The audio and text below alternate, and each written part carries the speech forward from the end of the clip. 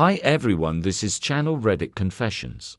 Paul and I had spent over 10 years building a life together, expanding our company, planning our future, and counting down the days until the wedding we had always dreamed of.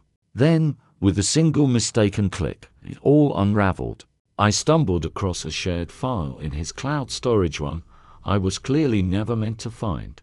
Inside were private rendezvous, flirtatious messages, and hotel invoices. The crushing blow. He was cheating on me with Claire Winslow, my most trusted team member. In that moment, something inside me broke. The dream life we'd created. A complete lie. Our business, soon to be mine alone.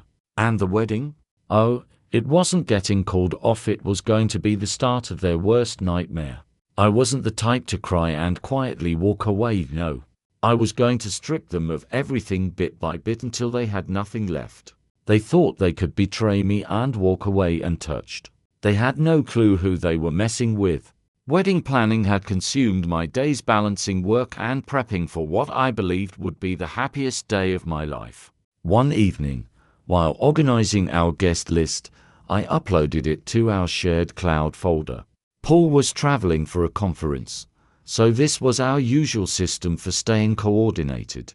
Everything seemed normal until I saw something strange. Earlier that week, Paul had used my laptop to check his email, so the drive opened using his credentials. Scanning through the folders, one file caught my eye. Q3 Business Overview. Generic name, nothing special, but I didn't recognize it, and it wasn't linked to any active projects. Curiosity 1. I clicked, expecting dull charts. Instead, the first line hit me like a punch to the chest. Can't stop thinking about that night, I'll wear red next time. My stomach dropped. This wasn't a report. It was a personal document shared with an unfamiliar email address. My hands trembled as I checked the version history. That's where the full story unfolded: disguised conversations about secret meetups, fake work events, and plans to continue their affair even after we got married, as if it were just a minor inconvenience. I sat frozen, staring. They had used our company as a cover to sneak around behind my back, while I poured everything I had into building our future. You didn't even try to hide it. The evidence was sitting there, in plain view, a monument to arrogance and carelessness. Hey Rubisari, I can't make the cake tasting today. Can your mum go with you? Paul's voice was coated with fake regret when I called to remind him. Same excuse, different day. I kept my tone light. No problem. Don't push yourself too hard at work, okay? The moment I hung up, my blood boiled. His downfall was coming, and I would make sure it burned. After days of sobbing and quiet rage, I pulled myself together. Step 1 of my revenge plan. Gather evidence. Thanks to our shared cloud account meant for syncing calendars and photos, I sifted through his phone backups, emails, and transaction history without tipping him off. While scanning the photo gallery, I noticed new uploads from his device. Most were mundane until I hit a lingerie mirror selfie of Claire in a hotel bathroom. My breath caught. Swiping further, there it was, Paul, shirtless, standing in the same room, grinning at the mirror. Later, as I worked from home during one of his supposed late meetings, I browsed through our Streamify account and found a private playlist titled Late Nights. Not public. Not ours. I clicked. The playlist was filled with songs like Secret Love Song and Dirty Little Secret, each with Claire's notes for our weekend that night.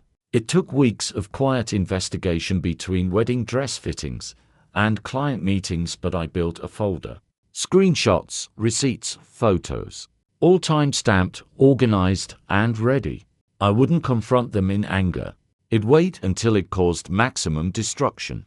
Next up, social sabotage. I couldn't just cut him off from our circle overnight.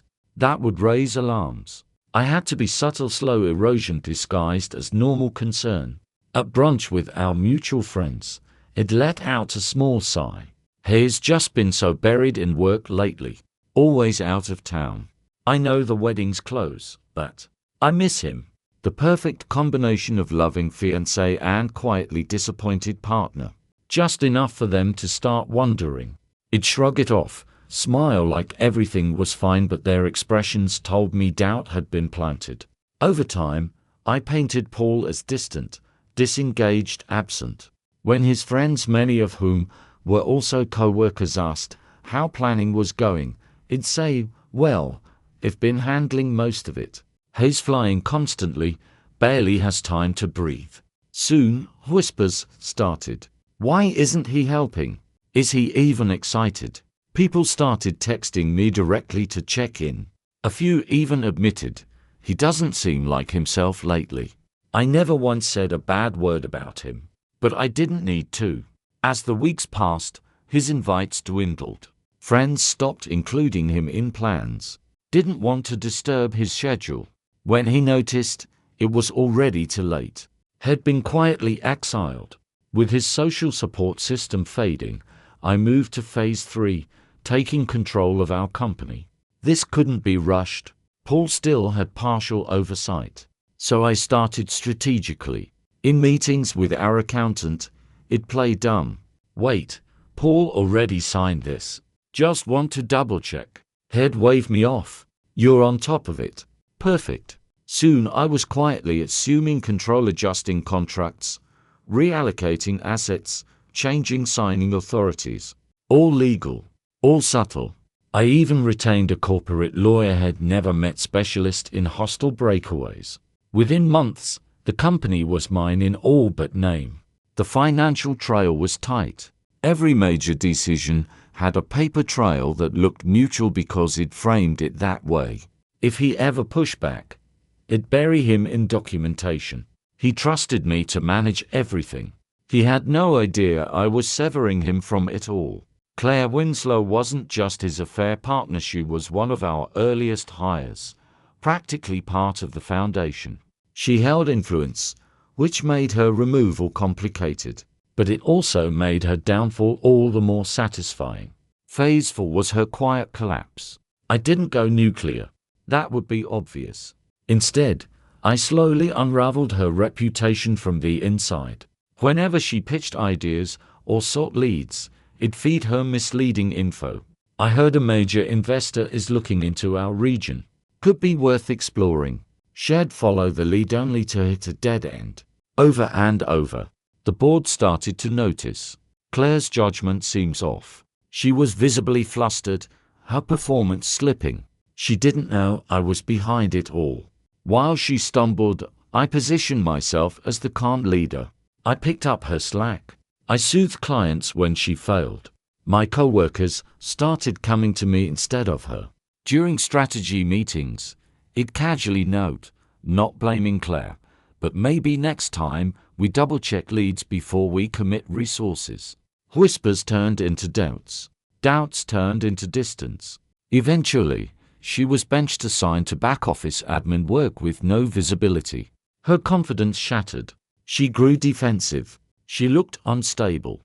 At the right moment, I made my move. In a leadership meeting, I presented a case for restructuring and suggested absorbing her role under mine to restore stability. The board agreed without hesitation. Claire was out, quietly pushed to a meaningless title, and eventually gone. And just like that, the woman who thought she could steal my future was out of the picture. She never even knew I was behind it all.